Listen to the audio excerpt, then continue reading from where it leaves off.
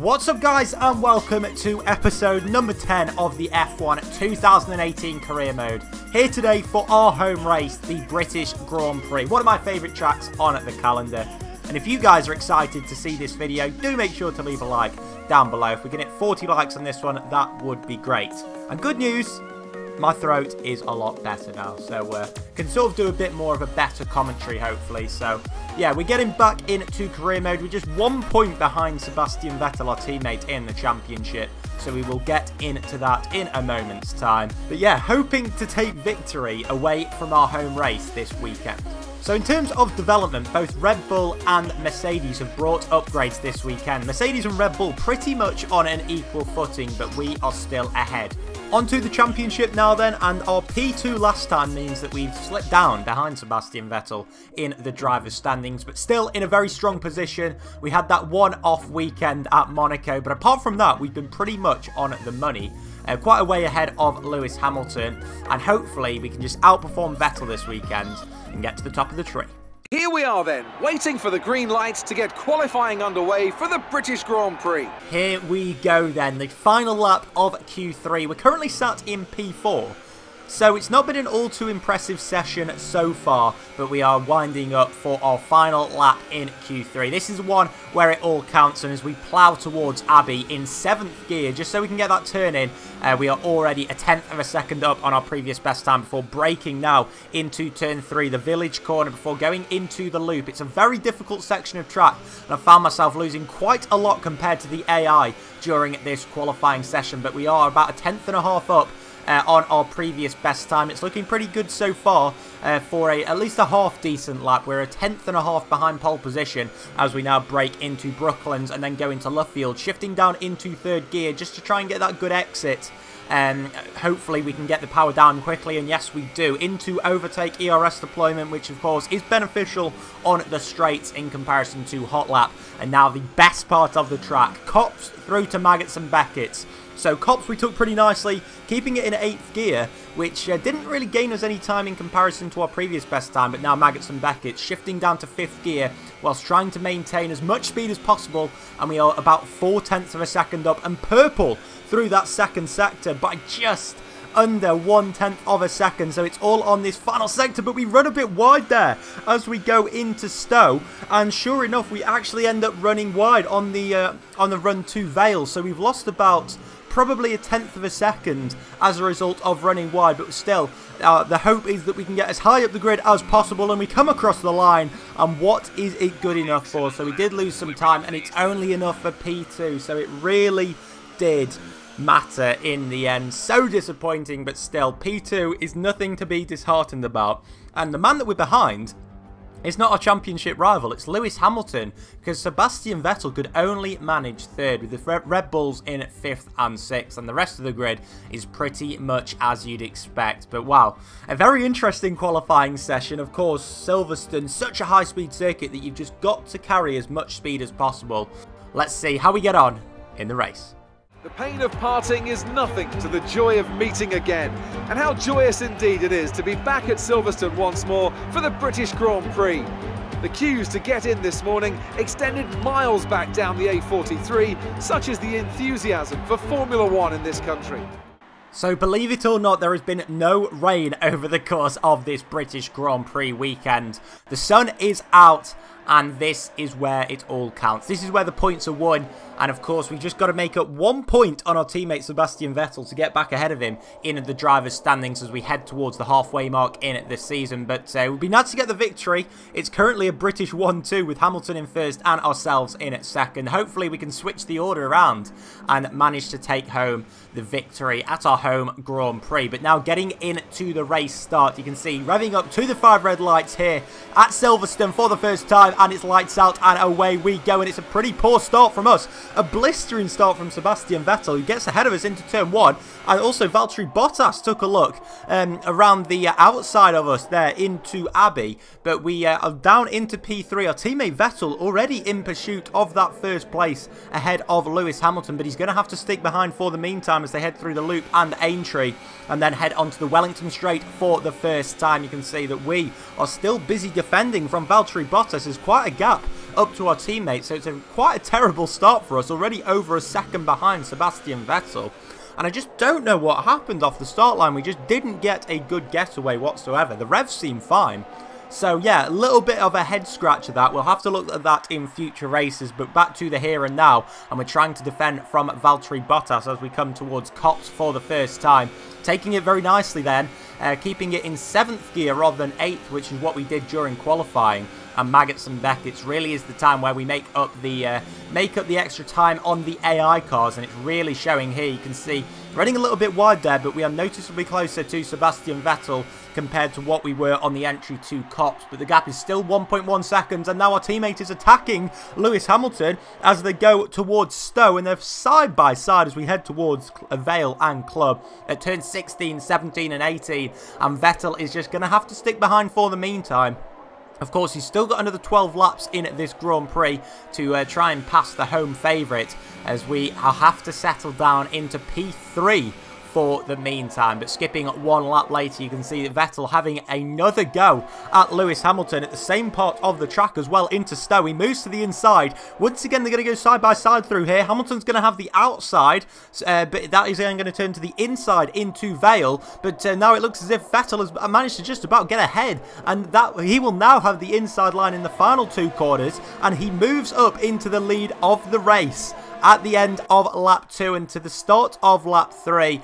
Sebastian Vettel has taken the lead off the home favourite Lewis Hamilton, as we go back on board with ourselves now, and we have really closed up to Hamilton and Vettel, which will leave us within DRS range. So them squabbling with each other really has aided us. We're within a second of Lewis Hamilton. We get that DRS, and we're actually deciding to use quite a bit of fuel and ERS deployment at this early stage in the race. We go purple through the first sector and are now within half a second of Lewis Hamilton. So really prowling to try and make that move as soon as we can now, but actually losing quite a bit of time on the exit of Luffield and through Woodcut as we head towards Copse. Maybe, you know, one of the upgrades that Mercedes did this weekend. I'm not quite sure where the upgrades were, but I feel like it may have been in the powertrain section. But now as we go towards the end of lap 3, we've got Hamilton trying to make a move on Sebastian Vettel, and they are once again side by side, but we are going to dive into the pits. It's an early stop for us, because we in fact did an extra qualifying lap on these set of soft tyres, which is why we have to come in a lap earlier than everyone else. But this is the battle for the lead of the Grand Prix, and Hamilton gets back ahead of Vettel. The Ferrari man has to relinquish his position into the final corner and then loses out to Valtteri Bottas. So it's now a Mercedes 1-2. It's gone from looking as if it probably could have been a Ferrari 1-2 at one point. At least in qualifying, it should have been a Ferrari 1-2 on raw pace, to now a Mercedes 1-2 around one of the biggest power tracks of the season. Meanwhile, back in the pit lane, we are on the exit of the pit. So 2.6 second stop was pretty good for us, but we are in stone dead last. No one else, in fact, chose to pit on lap 3, which was a bit disappointing. But then again, we've got a nice bit of clear air. We will have older tyres come the end of the race, but we've got to make the pace count when we have the fresher rubber. And there you can see, going through turn 1 and 2, we've got a Mercedes driver. That is Lewis Hamilton. So he's jumped us quite considerably. Probably gained an extra second on us by coming in that lap later. So didn't pay off, but we are ahead of Sebastian Vettel. He came out behind us. You can see on the track, we have jumped our teammate. So quite how that has happened, I don't know. Whether Vettel got held up in the pits, I'm not sure. But Hamilton has managed to extend his gap over Vettel to over 3 seconds, which is pretty baffling. But anyway, on to lap 5, and Bottas and Ricciardo are going at it. They're both on the medium tyres at the moment, so staying out a little bit longer than everyone else. But Daniel Ricciardo has taken the lead of this Grand Prix. It'll be interesting to see how it pans out once everyone has made their pit stops. But Ricciardo getting ahead of Bottas, who is technically in a net P2, so it's all for the taking at the moment. And the start of lap 6, we gain a few more positions, and we go actually purple through sector 1 in lap 6, closing up to Lewis Hamilton. The gap now under 2 seconds, so really starting to reel him in. And there's a safety car deployed. That is really going to spice up the action now. And well, we're going to have to take a break for a few laps, as it's Fernando Alonso who has triggered it. He is out of this Grand Prix, so we're going to take a look at exactly what happened. So he's coming through the loop section now, I believe, and it's just his engine gives up by the looks of it. So a classic McLaren failure for Fernando Alonso. He just pulls off to the side in what seems like a pretty normal place to pull off, but apparently it's a safety car. So we've got Vettel behind ourselves at the moment. And then ahead of myself, you've got Lewis Hamilton. And then you've got Marcus Ericsson, who is yet to pit in this Grand Prix. Same with Sergei Sorokin, as well as a few other cars. Kevin Magnussen dives into the pit lane in his Haas. Then you've got Nico Hülkenberg, followed by Bottas and Ricciardo. So Bottas and Ricciardo, this is really played into their hands. Because, of course, with the safety car being out, everyone out on track has to go slowly, meaning that coming into the pits, this is probably the best time for them to do so. But Bottas has jumped Ricciardo in the pits, and you'd imagine that is for the lead of this race. And yes, indeed it is. Valtteri Bottas takes the lead of the British Grand Prix from out of nowhere, really, ahead of Ricciardo. And then you have got Nico Hülkenberg sat in P3 ahead of Lewis Hamilton. Then behind Hamilton, you've got ourselves and Sebastian Vettel. So this is going to be an incredibly interesting second stint to the race, where we're going to have to do a lot of overtaking. We've also got Max Verstappen behind us, who will be dangerous, so we're going to have to look out for him. But through no fault of our own, we've ended up down in P5. I had no idea what was going on at this stage. Of course, everyone ahead has pitted, meaning that it's all on-track action. And Nico Hülkenberg could be on for his first F1 podium. Of course, not in real life, but still, his first theoretical F1 podium. But we do have the quicker car in the Ferrari. And as we prepare to resume racing now at the end of lap 8, we're going to try and get as close to Lewis Hamilton as possible. But we can actually go wide there through turn 16 at Vale. And the little section through Club is pretty poor from ourselves, meaning we're going to be under pressure from our teammates as we go towards turn 1. We're definitely not going to be putting any pressure on Lewis Hamilton. Hamilton has also lost ground, but of course to Nico Hülkenberg. And this is a pretty uneventful restart in the end. We are still under pressure though from our teammate Sebastian Vettel. DRS not going to be active until lap 10, I believe, maybe even lap 11, not 100% sure.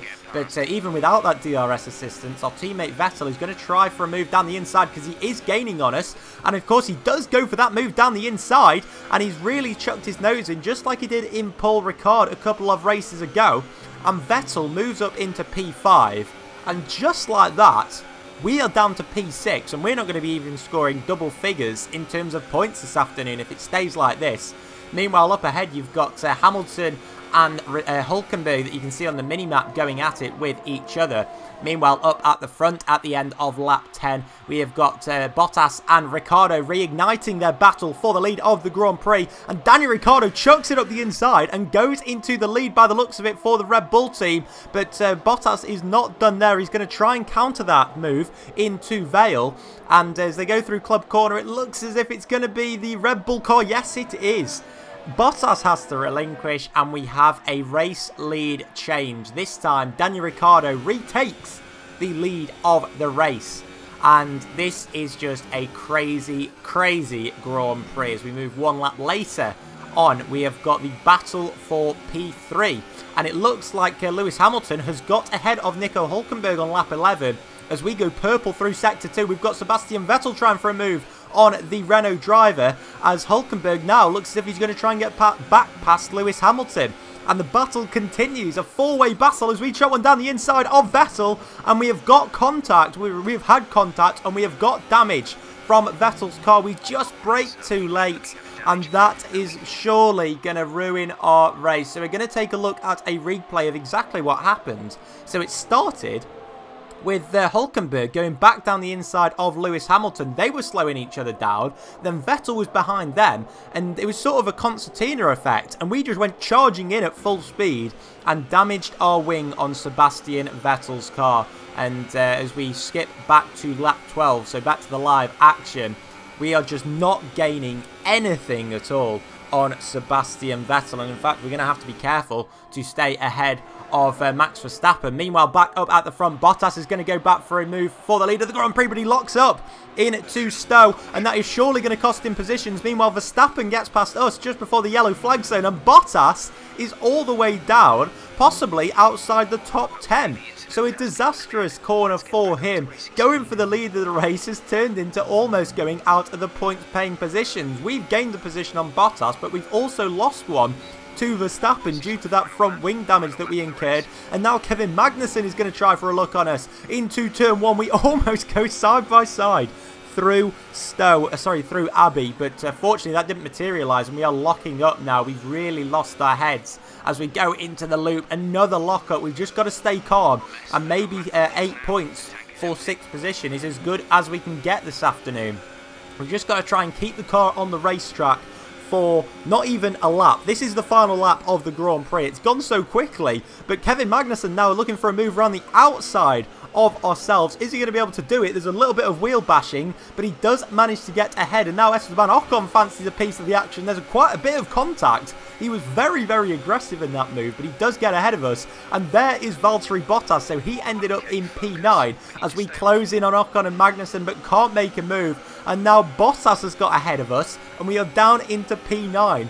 If we're not careful, we're not going to score any points this afternoon at this rate. But as we go through Maggotts and Beckett's, the car's ahead moving slowly, which is good because we have got no sort of aerodynamic stability through this section of corners. Fortunately, we have the DRS, something which Esteban Ocon doesn't have, and we are going to go for a move down the inside. We've got ahead of Magnussen and Ocon, and also Valtteri Bottas. We brake so late, but Ocon actually manages to get back past us as Ricciardo wins the race. Surely we're going to go for a counter move down the inside of Ocon.